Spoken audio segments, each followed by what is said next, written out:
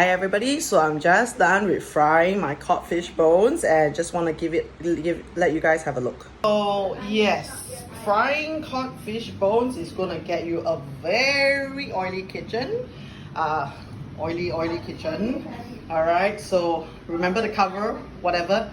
You don't want to get all sticky and oily. And remember I mentioned about how codfish bones is going to give you lots of this really rich omega-3 oil. Like, I'm going to keep that. You know, while they say yes, you shouldn't use all 2 times, but this is just way too good to let go of. Now remember, cod oil is full of really great minerals, and maybe not minerals, but definitely omega-3. Alright, so finally done with that. And let's get ready to make some soup. We've got it all set up. Alright, and remember the vegetable broth? Yeah, that's been like in that slow cooker for a night and more. And yes, vegetable can get you that kind of color sweet broth. Now I've taken out the carrots, alright, because with fish soup we're going to strain it later to ensure there are no bones. So I don't want to have my carrot stuck with bones, because we are going to keep the carrot for, I don't know, when drinking and eating with the soup. Alright, so let's continue with the fish soup. Okay, today I have someone to help me, my dear helper Arnie. She's going to help film this video. So yes, I was saying the oil I use, I like to use organic olive oil. So even if it's oily, it's healthy. Alright, so I'm no cook, as I said, so I'm gonna start it on quite low, alright, on a lower fire, you know, and let's just oil it a little bit more, you know, and just a little. And remember, we talked about this cod oil, you know, and that's what we're gonna put in to top up the oil. Oh, alright, so as you can see, it's really oily. Annie, can we see the oil? But we know it's all the good stuff. Alright, so when the oil heats up a little, my ladle, okay, we're going to fry the ginger. We're going to fry the ginger a little, alright? So remember, I talked about this ginger that we're using is the bentong ginger, which gives off a really much sweeter fragrance. So I'm using this Philips induction cooker and at low, H3, okay? I can't remember what's the temperature for that, sorry. You know, so there goes the ginger. Alright, honey, can we look at the ginger? You know, so there's the ginger. You know, we want to like, why I keep it on low is because, you know, with oil it can get all over the place, and yeah, as you can see from my frying fish video, I get a bit scared of all that. So what we want to aim for this ginger is when we want to, in Chinese we say 爆香, which means that we actually want to make it fragrant, and that's exact scientific logic, I'm not sure, but it generally does make the whole thing, you know, a lot more fragrant as compared to just like throwing it into the, you know, just throwing it into like your soup, you know, because as the ginger browns, it gives off this really sweet fragrance. Now, as I mentioned just now from the fish video, somehow the normal ginger doesn't seem to give that, but with this bentong ginger, oh, it gives a sweet, gingery, heavenly fragrance. So browning, still browning. Shall we see that, Annie? Ooh, can you see that bubbling in the oil? Now I get scared of oil bubbles. It's painful, right? Who likes oil bubbles? Nobody, right? And definitely not no cook. Okay, I can start smelling it already. So there's this bit of gingery, you know, sweet ginger fragrance as it browns. Slowly but surely, you know. I like to keep things on low because I find that induction cookers are so fast and so scary. Can you smell it, Annie? Yes. Sweet, yeah. Different, yeah. Lain, huh? Yes. So that's why we love Bentong ginger. Yeah. Bentong is a place in Malaysia, by the way. I don't know why the ginger is better, but it just is. Yikes. So now you can see how much of a noob cook I am. Not very fantastic at cooking. Annie can do a much better job, but hey. Ooh, now it's not quite brown enough yet, but I need to be very careful because after that I need to put in this salmon. I'm going to brown the salmon as well, just like how I did the cod, you know, because they say when you brown and actually brown the fish, all right, and it will help give off that that milky, rich, creamy soup that we want to look out for. So if you've had Asian fish soup, it looks really like milky, but no, it is not milk. The right way is when it's done with the fish has to be browned, okay? And after that, when you do the soup, it will just give off that milky flavor that we want. All right, you can see my ginger is getting a little too brown, All right, now I'm scared. I'm gonna reduce it a little because here comes the fish. Let's all be careful and stand back. Ooh. Yeah, that's the thing about frying fish and making fish soup. The thing that I don't really like. So as you can see, I've put it really low, H2, which is like one of the lowest, but the pot and the oil is just really getting there. Oh dear.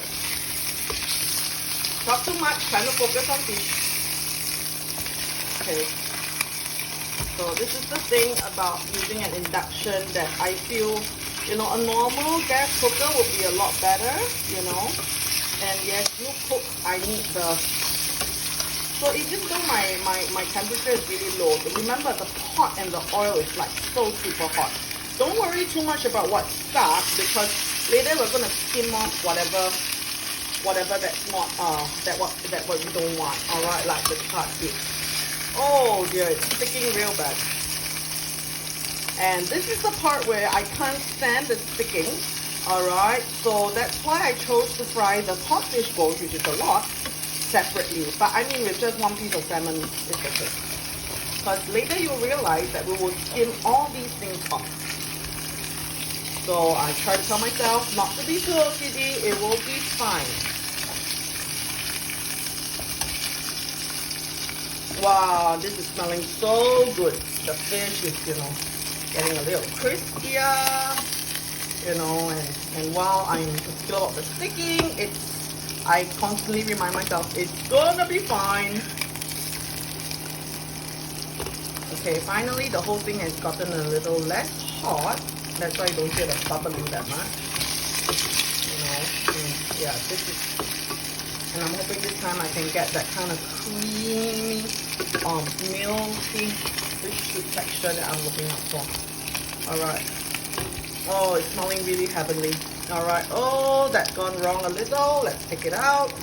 That's gone wrong a little. Let's take it out. And we have plenty of ginger to work with.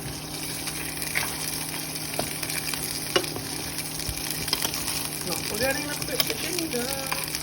I have more ginger to work with later anyway, so maybe I'll just get it now. I mean, hey, no cook, just make do.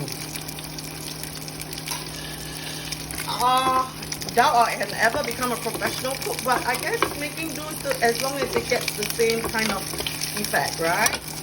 So that's the fish. Let's look from a little more higher. I'm also gonna keep looking at my filet though. And what we're gonna do, stand back, Ani. Stand back, Grace. Stand back. Let's add some hot water.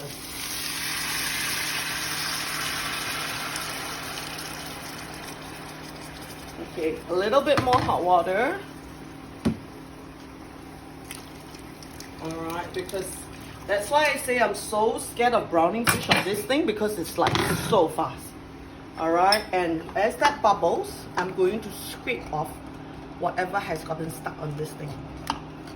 Remember we said don't worry too much about it, because we're going to scrape off the charred bits. And as you make the soup, the charred bits would float up, you know, and if you're really picky about that, like I can be, alright, you can always just scoop it off later so that you don't get all that charred carcinogen into your soup. As you can see, can you see the scum is coming out? Have we got the right position? Ooh, we've got the best position. Thank you, Ani. Yes, welcome. My help, a little bit more about my helper, Ani. She's been in Singapore for like ages. She has lots of experience, and she's really, no matter how much we quarrel, occasionally, or I get pissed and irritable because I have a bad temper, she's such an angel and a blessing in our lives. So she mainly helps take care of my dad, who has Parkinson's. So let's see. All that scum is just coming off so nicely, you see. Now, if you're doing this with like a salmon head and bones, you would notice that there would be like lots of gray scum coming out. So that's like sort of like the bony, the blood of the fish. So that's what we want to scrape off. So now I'm going to start scraping off the charred bits. Not really scraping, but I mean just like taking it out because it annoys me so much. But honestly, it's not really that bad because as you can see, it's just fish skin mostly. I try not to be too OCD about it, or else I can really give up on cooking. So as you can see, it's just skin that has stuck onto the thing. So that's how I do it. You can just always scrape it off. So that's when I remind myself, don't worry too much when frying. Alright, so that's that. So after I'm going to scrape this off, so let me just scrape this off first and see you soon. Okay, so there we have our fish soup bubbling in. Alright, as you can see, there really is this milky kind of look. Can you see? Right? It's not like clear soup. Now where we get this from is really from the fish itself. So as you can see, it's really just the salmon now. Alright, which I removed some of the scum and whatever that looks too blackish, but if you look, some of it is actually just skin, you know. So if you notice that it's not too blackish, you can actually just you know, leave it there if you don't mind too much, okay, because salmon skin is so good, right? Omega-3 and I'm not quite sure what else, but I mean we do know it's really healthy. So this is where I'm gonna add in the codfish bones. No need scared because hey, we've got water inside, and yes, more of that lovely cod oil. Now of course, if you're particular about oil, you don't have to add that in, you know, really, because yeah, if you're particular about oil, you can really reduce the oil in this. But for me, okay, for me, I actually have a girl that is really fussy with food. Sorry. That's really fussy with food, you know, and she eats quite little, and she's only on like the 10th to 20th percentile. So the dietitian has told us before, you know, to add butter to her food, or olive oil, or good oils, because at her age, you know, it's fine. She needs that, you know, for her energy. So that is why you notice I'm really into oil about my when I cook soup for her. But of course, if you aren't, once the soup is done and as it cools, you can always scoop off the layer of oil later if you're quite particular about your food getting too oily. But for my girl, she needs the oil. Okay, so come, let's look at this soup. Honey, let's look at this soup. So as you can see, it's, you know, even after adding the cod, alright, it's not exactly even more milky. So that's why I mentioned that, hey, I feel that I get that milky texture and that milky look and that sweet kind of soup more from like salmon head and bones. So that's why this time I decided I'm just going to add in the salmon. Now, this is the easy part. Let's just put in our vegetable broth. Carefully, I decided to just add in the onions anyway. And let's just, that's a lot of broth, so don't, even though that slow cooker looks really little, just check that out. We have that much broth in already.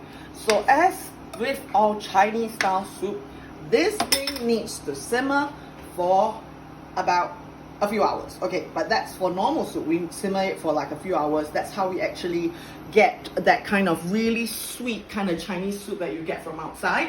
You know, the taste doesn't come from like seasoning or like salt, but really from just simmering a pot of soup for really long. Okay, but with this fish soup, as we mentioned in the first video, because I read somewhere about how, you know, oily fish such as cod, well, salmon, the oil that they give out. Now for oil, we definitely don't want to be cooking it at high temperature for a long time, or else it can turn rancid. So for this fish soup, it's just going to be there for about 45 minutes to an hour. So let's check that out an hour later.